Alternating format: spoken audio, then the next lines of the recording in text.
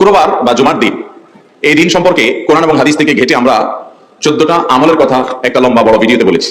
আজকে সেখান থেকে আমি সংক্ষেপ করে এই 14টার মধ্যে আবার অতি গুরুত্বপূর্ণ 5টা আমলের কথা বলবো ইনশাআল্লাহ। কয়টা আমল? 5টা আমলের কথা বলবো। জীবনের তরে যতবার জুমার দিন আসবে এই 5টা আমল সারা জীবন নিয়মিত আঁকড়ে ধরবেন, আমল করবেন। যারা নিয়ত করতেছেন হাত তোলেন।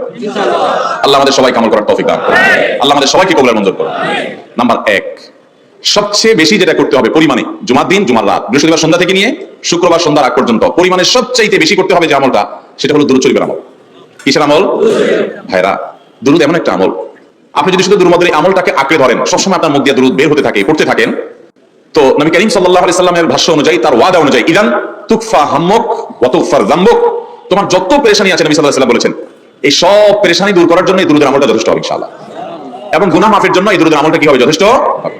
নবী করিম সাল্লাল্লাহু আলাইহি সাল্লাম বলেছেন, মান সাল্লা আলাইয়া মাররাতান সাল্লাল্লাহু আলাইহি আশরা, যে ব্যক্তি আমার প্রতি একবার দুরূদ পাঠ করবে আল্লাহ রাব্বুল আলামিন তার প্রতি 10 বার রহমত নাযিল করবেন।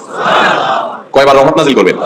আপনার জীবনে 10টি জায়গায় খুব ক্রাইসিসে পড়ে গেছেন, কোন জটিল সিচুয়েশনে মুখোমুখি হয়ে গেছেন, বিপদের মধ্যে পড়ে গেছেন, ওই জায়গায় আল্লাহর রহমত পাবেন। এরকম একবার দুরূদ পাঠ করবেন হক আদায় করে, যথাযথভাবে মহব্বতের সাথে 10 বার আপনার জীবনে আল্লাহ তাআলা অনুগ্রহ নাযিল করবেন। নবী করিম সাল্লাল্লাহু আলাইহি ওয়াসাল্লাম বলেছেন, আকসিরু আলাইয়া মিনাস সালাতি মিন ইয়াউমিল জুমআতি ওয়া লাইলাতিল জুমআহ, তোমরা জুমার দিন এবং জুমার রাতে আমার প্রতি বেশি বেশি দুরূদ পাঠ করবে, দুরূদ প্রেরণ করবে।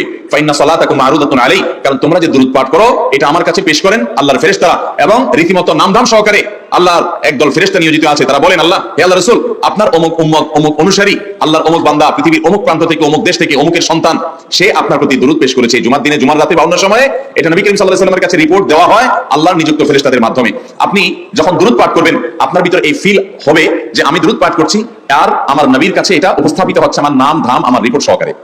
নাম্বার 2, জুমার দিন উপলক্ষে অন্য যে কোনো দিনের চাইতে জুমার দিন অর্থাৎ শুক্রবারের ফজর নামাজ পুরুষরা মসজিদে জামাতের সাথে পড়বেন, জামাতের সাথে পড়ার নিয়ত করবেন পাক্কা। কারণ অন্য যে কোনো দিনের ফজর নামাজ না, শুধুমাত্র যত নামাজ আছে, নবী করিম সাল্লাল্লাহু আলাইহি ওয়াসাল্লাম বলেছেন, আফদালুস সালাওয়াতি ইনদাল্লাহ, আল্লাহর কাছে দুনিয়ার সব নামাজের মধ্যে, 5 ওয়াক্ত সাধারণ নামাজগুলোর মধ্যে সবচেয়ে উত্তম নামাজ হলো সালাতুল ফজরে মাআল জামাআতে ইয়াউমাল জুমআহ, জুমার দিন ফজরের নামাজ জামাতের সাথে আদায় করা হলো যত নামাজ আছে এর মধ্যে সবচেয়ে শ্রেষ্ঠ নামাজ।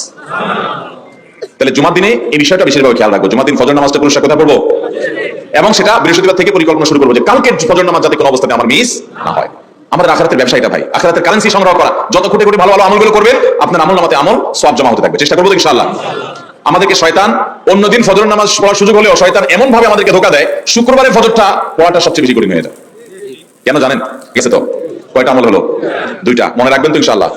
আগামী বছর তো আমার মাহফিল আমি আর করবো না, কিন্তু আগামী বছর যে মাহফিল করবেন সে আলোচককে আমি রিকোয়েস্ট করবো ইনশাআল্লাহ, আয়োজকরা এটার সবক জননায় আগামী বছর দিতে পারবেন তো ইনশাআল্লাহ। আমল যদি করেন তাহলে সবক ঠিকই দিতে পারবেন। ওই যে ভাই সবগুলো শুনে দিয়েছে, কারণ আমল করেন। আচ্ছা, 3 নম্বর আমল হলো সূরা কাহফ পড়বো। কোন সূরা পড়বো? সূরা কাহফ। যারা কোরআন পড়তে পারেন না তারা শুনবেন, আর যারা পড়তে পারেন তারা নিজে পড়বেন।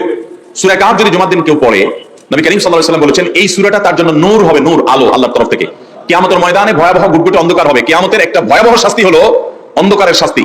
ভাইরা আমার, অন্ধকারের শাস্তি মানে এমন ভয়াবহ অন্ধকার হবে যে দুনিয়ার অন্ধকারের সাথে কোনো তুলনাযোগ্য নয়। সেই ভয়াবহ অন্ধকারে কিছু আমল আছে যে আমলগুলো মানুষের ওই অন্ধকারের মধ্যে আলোর কাজ দিবে। এর মধ্যে একটা হলো ওযুর অঙ্গগুলো যদি কেউ ভালো করে ওযু করে সুন্দর